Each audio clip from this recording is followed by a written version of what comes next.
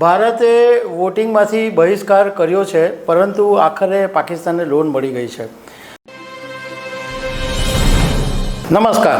International monetary fund IMFએ ગઈકાલે વોશિંગ્ટનની અંદર જે એક્ઝિક્યુટિવ બોર્ડની મિટિંગ મળી એમાં પાકિસ્તાનને લોન મંજૂર કરી દીધી છે. ભારતે વોટિંગમાંથી બહિષ્કાર કર્યો છે, પરંતુ આખરે પાકિસ્તાનને લોન મળી ગઈ છે.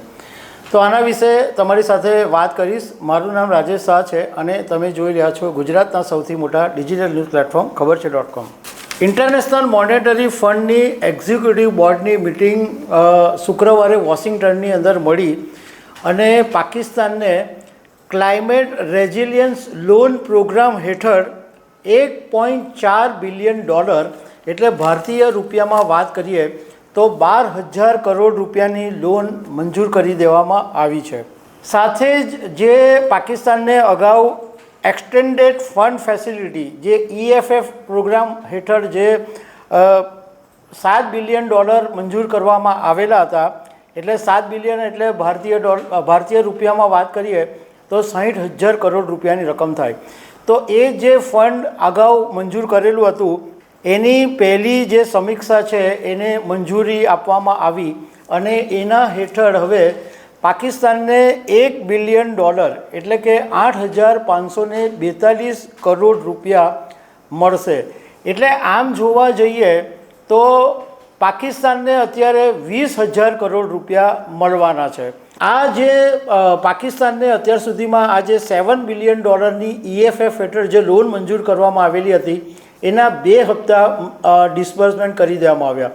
એક અગાઉ $1 બિલિયન અને આ બીજી વખત $1 બિલિયન હપ્તો મંજૂર કરવામાં આવ્યો. આ બીજી વખત પાકિસ્તાનને આટલા રૂપિયા આપવામાં આવ્યા. પણ ગઈકાલે જે ફંડ જાહેર કર્યું, જે ફંડ મંજૂર કરવામાં આવ્યું રેઝિલિયન્સ હેઠળ, એ જે ફંડ છે એની રકમ અત્યારે તાત્કાલિક પાકિસ્તાનને મળવાની નથી. તો એનો મતલબ એમ થાય કે અત્યારે પાકિસ્તાન પાસે 8,542 કરોડ રૂપિયા જે હપ્તા પેટે આવ્યા એ આવશે, પણ જે રેઝિલિયન્સના 12,000 કરોડ છે એ હમણાં તાત્કાલિક નહીં આવશે. પણ વાત એ છે કે આ લોન મંજૂર તો થઈ ગઈ છે.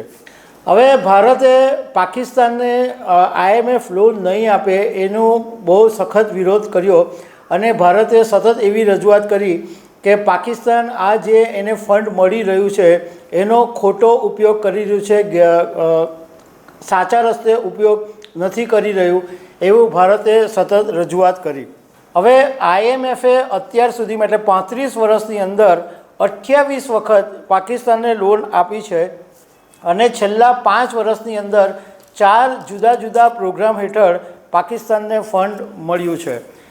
પાકિસ્તાન ઉપર અત્યારે 34% જેટલું વિદેશી દેવું છે. એનું માથા પર વિદેશી દેવું છે 7.3 લાખ કરોડ રૂપિયા અને સ્થાનિક દેવું છે 14.3 લાખ કરોડ રૂપિયા. એટલે લગભગ 21 લાખ કરોડ રૂપિયાનું ટોટલ અત્યારે પાકિસ્તાનની સામે દેવું છે.